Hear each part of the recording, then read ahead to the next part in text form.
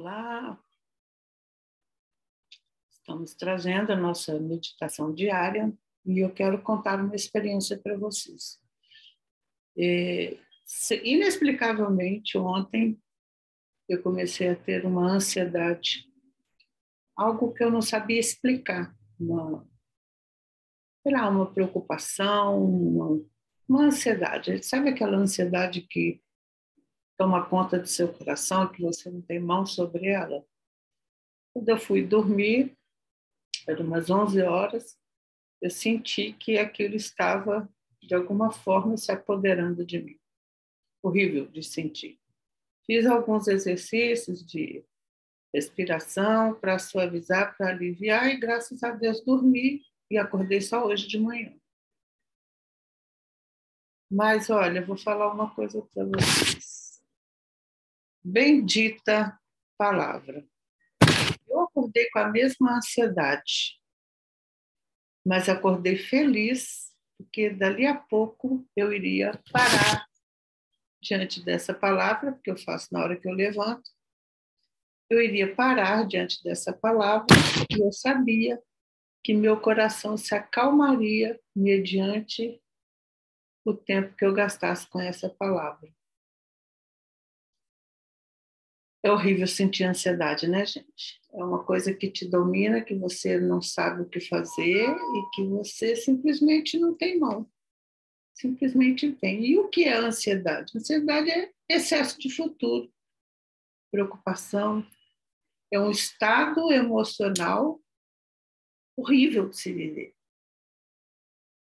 Será por que a gente tem tido tantos momentos, às vezes crises de ansiedade tão a miúde? Né? Mais que a gente saiba, conheça a palavra, conheça Deus, a gente não está, isento de sentir porque temos um relacionamento com Deus. De jeito nenhum. E aí a resposta, a clareza, não é nem resposta para o que eu estava, a razão pela qual eu estava tendo ansiedade no sentido de motivos, mas o que me leva à ansiedade. Então, meditando no livro de Números, eu estou no capítulo 11, numa parte em que... Vou tirar o celular daqui. Numa parte quando os israelitas estavam sendo conduzidos por Moisés e Arão no deserto.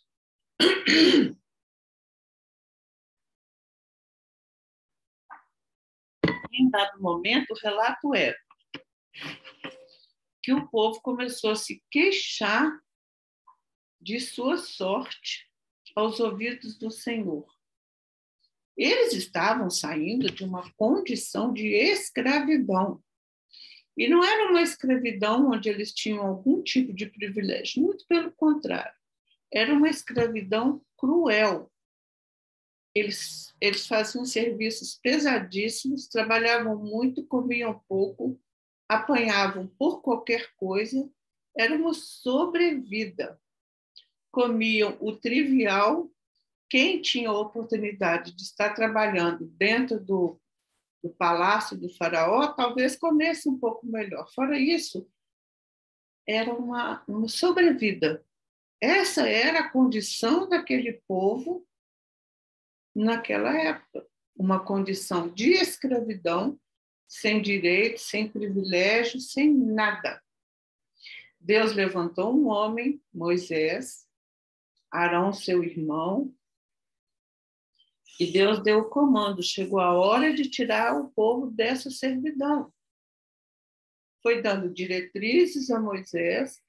Moisés foi usado por Deus para confrontar Faraó para que deixasse o povo sair daquela terra. Mandou as pragas, abriu o Mar Vermelho, mandou um maná do céu para o alimento. E o que era esse maná? Uma coisa muito interessante sobre o maná, o maná não era o pão pronto. Era quer ver, aqui fala que o maná, ele era, onde é que está? Ah, tá. O maná era como semente de coentro, a sua aparência. semelhante a de bidélio. Então, o que acontecia? Caía literalmente do céu, o povo juntava. Eu acho muito bacana que Deus sempre coloca... Deus não... a responsabilidade do homem, Deus nunca vai isentar. Ele não dava o pão pronto. Ele dava aquela...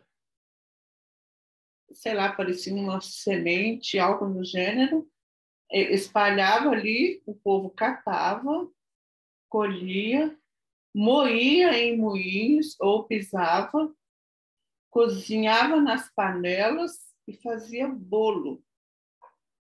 E o sabor era como os bolos amassados com azeite, que é uma característica da região. O bolo era fina flor de farinha, né? Com azeite. Então, quer dizer, o sabor era como os pães que eles tinham costume de comer, que eles gostavam e que agradavam. Então, que horas que vinha esse maná? Quando de noite descia o orvalho sobre Israel, aí também caía o maná. Então, Deus fazia a parte dele enviando, e o homem tinha que fazer a parte dele, colhendo, moendo, amassando, cozinhando e fazendo pão. Isso fala que o que o homem tem que fazer, Deus não vai fazer. Né? A responsabilidade do homem, Deus nunca vai tirar. Então, não espere tudo ficar caindo do céu. Mas vamos voltar aqui. Então, o que aconteceu aqui? O relato é incrível. O povo estava lá comendo maná, que era um pão que tinha sabor de azeite, parecido com o pão que eles tinham o hábito de comer. Quer dizer, Deus ainda estava dando uma comida que eles estavam acostumados, nada diferente. Chegou uma determinada hora, o povo começou a reclamar. Mas por quê? Deixa eu contar para vocês. No meio do povo de Israel, que foi para o Egito, naquele momento lá de tantos milagres, as pragas, o mar se abriu, muitas pessoas que não eram do povo de Deus, do povo do Israel de Deus, daquela nação escolhida, ficou estarrecida diante de tudo que via e optou por seguir junto com eles. Tipo, nossa, nós também queremos esse Deus. Isso era uma coisa muito boa, concorda comigo? Ok. Porém, esse povo que era chamado de populacho, esse povo começou a colocar na cabeça do povo de Deus sobre a saudade das comidas egípcias. Né? Saudade até da cebola. Aqui fala, olha, quem nos dará carne a comer? Lembramos-nos dos peixes que no Egito comíamos de graça, dos pepinos, dos melões, dos alhos silvestres, das cebolas e dos alhos, como se eles tivessem isso muito à vontade. Mas o populacho, que eram esse povo, né, populacho era um povo que não era da nação de Israel, mas que foi levado por todos aqueles acontecimentos e que serviu o Deus de Israel. Era uma boa coisa. Né? E esse populacho, então, começou vontade de comer carne, a gente só come pão, nossa, estou enjoado, bem característica, né, do ser humano. A questão não é pedir a Deus para comer carne, a questão é como foi feito. Certamente, se houvesse, né, uma atitude de humildade, por que Deus não daria? Ele é dono do céu e da terra, ele estava conduzindo aquele povo em milagre. Mas aquele populacho inseriu, de novo, mesma estratégia de Satanás desde o Éden, colocou no coração do seu povo, não é nem que colocou no coração responsabilizando o populacho por tudo, na verdade, encontrou guarita no coração daquele povo, que se fosse um povo que estivesse temente a Deus, né, seguindo no caminho, no temor reverente, sabendo a quem tem que prestar contas, eles definitivamente não ouviriam. Mas por que eles ouviram? Porque eles já a propensão natural, né, desse DNA corrompido, a facilidade com que a gente tem, foi a ansiedade que eu senti ontem. Depois eu entendi por que eu estava ansiosa. Houveram razões específicas, né? De alguma forma, o populacho havia me influenciado, né? Que tipo de populacho? O populacho não é só uma pessoa, pode ser uma situação, enfim. Eu sei que eles foram, aquela palavra do populacho encontrou guarida no coração desse povo. E eles começaram a reclamar. E a reflexão que eu quero trazer principalmente eu escrevi muita coisa. Eu fico imaginando como deve ser difícil, como era difícil para Deus, como eu acredito que seja até hoje. Para Deus não é impossível, ele conhece o passado, presente e futuro, ele tem onipotência, poder suficiente, poder dinamite, ele tem onipresença, ele é o grande eu sou tudo que você precisa, mas ele tem sentimentos, ele tem sentimentos. Então, quando Deus tirou aquele povo com mão poderosa, com mão forte, do Egito, e o povo vai muito bem, de repente, por influência e pela realidade que já mora em seu coração, que é o DNA corrompido, começa a se rebelar contra Deus e começa a pedir carne. Então, imagina como deve ser difícil para Deus lidar com essa inconstância, porque Deus é tão consistente, nele não há sombra de variação. O que ele é, ele é. O que ele sente, ele sente. O que ele pensa. Seus planos são seus planos. Cabalmente dará fim ao que começou. Então, assim, para ele, né, que tem uma natureza divina, atributos inimagináveis, né, força, poder, glória, majestade, amor, fidelidade, justiça, tudo que compõe o ser de Deus, né? Todos os seus atributos, né? Todos, eu diria, as suas competências, né? Trazendo para a nossa linguagem, todas as competências de Deus, ter que lidar com um homem que tem o DNA tão corrompido que, quando ele se dá conta, ele está seguindo o populacho. O populacho representa tudo que não representa Deus. O populacho é quem não tem intimidade com Deus, não conhece Deus, não sabe de Deus. É um caniço agitado pelo vento, que onde todo mundo falar para ir, ele vai. E esse populacho simplesmente, de alguma forma, nos incita a trazer para fora uma semente que foi plantada na moeda, que é a semente da dúvida com relação ao amor de Deus, ao caráter de Deus. Foi isso que aconteceu comigo ontem. De alguma forma, o populacho pode aparecer de diversas maneiras, né? Eu sei identificar onde o populacho entrou ontem, que eu permiti, mas eu só identifiquei agora porque eu parei diante da palavra de Deus. Senão eu ia deixar que essa ansiedade aumentasse e ia entrar em sofrimento. E aquela coisa que você fala, Deus me ajuda, Deus me ajuda, Deus me ajuda, mas se não vier uma consciência, porque essa palavra ela tem tanto poder, ela não volta vazia. Então, quando você lê essa palavra, ela entra e ela não volta vazia, ela produz frutos. E foi esse fruto que foi produzido em mim. Agora, fazendo essa reflexão, meditando nessa palavra. Então, qual foi o populacho, né? Que tipo de populacho tem se infiltrado em nossa mente, nosso contexto, nosso meio, né?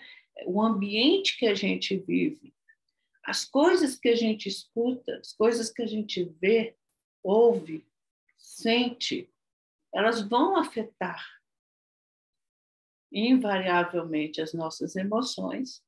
E óbvio que vão afetar o nosso relacionamento com Deus. Se a gente vive num mundo que jaz no maligno, o populacho é forte. Então, vocês entendem que eu falo populacho no sentido figurado, óbvio. O populacho é forte. E tem uma influência que a gente não tem ideia, não tem noção. É uma influência sutil, é o perigo da sutileza. Mas tão sutil, sabe o que Satanás fez com Eva lá no Éden? Usou de sutileza, lançou a dúvida. A sutileza era: não é assim que Deus disse? Não tocareis e nem comereis. Já começou mentindo. Porque Deus não disse não tocareis. E a questão não estava nem na árvore nem no fruto, estava na atitude de Adão, de obedecer ou desobedecer. Poderia ser qualquer árvore. Não tinha nada de especial nem na árvore nem no fruto. E ainda colocou a pior dúvida, que os homens até hoje acreditam nisso, que a árvore daria consciência, ou melhor, conhecimento do bem e do mal. Tipo assim, você só vive aqui obedecendo a Deus. Quero ver se você for livre para obedecer. Presta atenção nas sutilezas. São essas sutilezas que são perigosas. Então, naquele momento que aquela semente foi lançada, meu Deus, estamos aqui até hoje, em pleno século XXI, 2022, próximo, bem vivendo a proximidade, ou eu nem diria proximidade, vivendo o tempo do fim. Nós estamos sofrendo as consequências do mesmo nível de tentação, que é duvidar. É a dúvida, a semente da dúvida. O populacho lançou no coração daquele povo naquela hora e falou: ó, nós vamos ficar comendo só pão? Não vai ter carne, não? Ai, que saudade do Egito. Gente, o povo vivia em escravidão. Só tinha privilégios Faraó e seus ministros, né? Digamos assim. O povo vivia na escravidão. O povo tinha um rei quer dizer, um comando que só pensava no umbigo dele. Mandou fazer uma estátua gigantesca para todo mundo se curvar. Quer dizer, um narcisista, né? um louco, um servo do diabo. E o povo vivia naquelas condições absolutamente precárias. E aí, lá no meio de viver todos esses milagres, eles parassem para pensar: estamos em transição, procurando a terra prometida, vamos chegar lá. Por enquanto, vamos confiar em Deus e saber que Ele está provendo, sermos gratos por essa provisão e por essa proteção, uma nuvem de dia e o fogo à noite cercava o arraial e nos protegia. Todo mundo passou a temer o Deus daquele povo, naquelas terras, porque a proteção de Deus era ali, visível, a olho nu. Aí chega o populacho, com uma palavra, lançou a dúvida, desencadeou uma coisa horrível. Aí eu te pergunto, fala sério, acha que Deus vai ficar dando ouvidos a populacho? Deus não conhece o que está por trás do populacho? Deus não sabe que aquela semente lançada lá no Éden, desgraçadamente, distanciou o homem do seu estado original, do seu estado de inocência, e lhe trouxe, como é que fala? Uma corrupção no coração, corrompeu em um nível que, enquanto vivermos nesse corpo, somos miseravelmente corrompidos. É como se, sabe, só no corpo glorificado que a gente vai se livrar disso. Por mais consciência que a gente tenha de tudo, inclusive da presença e existência de Deus, do cuidado, da provisão, da proteção, a gente se surpreende. Foi o que aconteceu comigo ontem. E eu identifiquei qual era o populacho. O populacho foi o tempo que eu gastei aqui. Foi o tempo que eu gastei aqui. O tempo que eu gastei nas redes sociais, o tempo que eu gastei que é natural, é da vida. Eu não estou dizendo que está certo ou está errado, mas o tempo que a gente gasta nisso aqui vai determinar, muitas vezes vai ser termômetro para estar boa ou não nossa relação com Deus. Lógico que tem outras coisas, palavras de pessoas, um filme que você assiste, uma preocupação que você está por uma situação iminente que você está vivendo dentro da sua casa, são N fatores. Mas o tempo que as pessoas gastam, que isso aqui tem influência demais. Outro dia eu fui no mercado de manhã, não, perto do horário do almoço. E aí, quando eu saí do mercado, na minha frente, assim, tinha uns 8 jovens, não eram homens, um do lado do outro, estavam juntos, mas todos estavam com o celular na mão, assim, olhando para baixo, olhando para o celular. Eu assim, parei na frente deles, olhei e brinquei com eles. Geração cabeça baixa, quando é que vocês vão olhar para o alto? Eles riram, tomara que tenham refletido. Mas é isso, é geração cabeça baixa, das quais eu me incluo, eu também faço isso. Né? Até quando eu não quero. Eu faço isso. Todos nós fazemos isso. Isso aqui nos prende. Então, eu falo que a astúcia e a sutileza de Satanás nos prendeu tanto a isso que parece que não há vida fora disso. Ah, Lígia, eu não sou assim. Que bom, mantenha. Que, infelizmente, eu sou.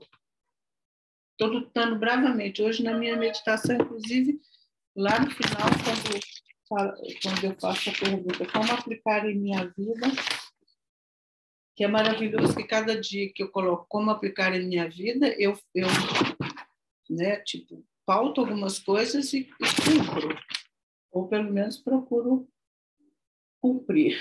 Então, o populacho é tudo que te tira a atenção do propósito de Deus para a nossa vida. Populacho é tudo que rouba a nossa atenção. Populacho é tudo que nos influencia a pensar contrário a Deus. Porque, gente, olha, grande sacada é a gente entender que existe uma mentalidade do reino de Deus que foi imprimida em nós desde que o mundo é mundo, porque Deus colocou a eternidade no coração do homem, mas com a vinda de Jesus e sua morte de cruz, a gente se transformou em um povo que faz parte dessa mentalidade, que é uma mentalidade, um modus vivendi. E nós lutamos contra, porque nós vivemos num mundo que tem outra mentalidade. Não é fácil, não. O mundo jaz maligno, a Bíblia diz. E nós vivemos num mundo que jaz no maligno, que é comandado por outra mentalidade, ou seja, todas as pessoas da face da terra, as mais devotas, são atingidas e afligidas por essa mentalidade, não é nem de fora para dentro, é de dentro para fora, porque o seu DNA, o meu DNA está corrompido. Sempre a gente vai se ver, se perceber invadido ou influenciado pelo populacho de alguma forma. Então, aqui no capítulo 11, versículo 4, diz assim: E o populacho que estava no meio deles, tudo começou com o populacho, veio a ter grande desejo das comidas dos egípcios. E aí os filhos de Israel começaram a chorar e também disseram: quem nos dará carne a comer? Ah, que saudade das cebolas, do peixe, do alho, dos melões e dos pepinos, como se eles comessem muito isso. Na condição de escravo, eles comeram.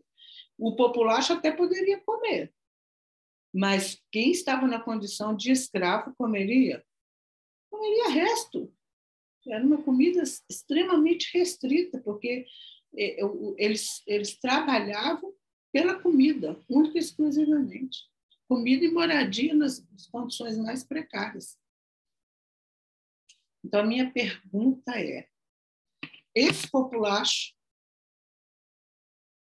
que está aí, de alguma forma, perto de você, em que ele tem te influenciado e te induzido a duvidar do amor de Deus, a duvidar da provisão e da proteção, do abraço, aconchego, da própria salvação que Deus lhe deu de graça em Cristo Jesus.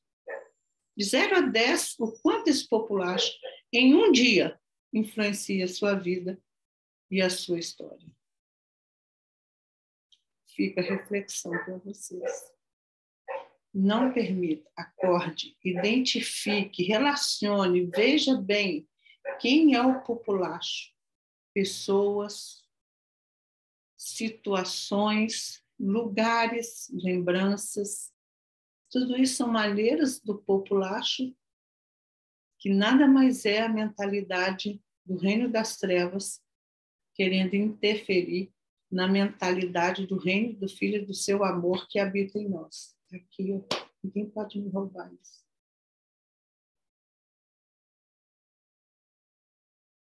Fica a reflexão. O quanto o popular está te envolvendo e te levando a duvidar do amor de Deus. Então, depois da meditação, show ansiedade. Eu meditei, era cedinho, estou gravando o vídeo agora. Show ansiedade, show preocupação, show qualquer tipo de desconforto nas emoções, em detrimento da mentalidade de um reino que não é meu. Eu não quero andar na mentalidade do reino de um mundo que jaz no maligno. Eu quero andar na mentalidade desse reino. Porque os pensamentos de Deus são pensamentos de paz. E na tranquilidade e na confiança é que está a nossa força, disse bem o Senhor. E os meus pensamentos, Isaías 55:6, o Senhor falou, os meus pensamentos não são os vossos pensamentos, os meus caminhos não são os vossos caminhos. Coisa boa que a gente tem, né? A gente tem uma riqueza, se a gente souber desfrutar, a gente tem tudo o que a gente precisa e mais um pouco. Até a volta do Senhor. Obrigada por estar aqui.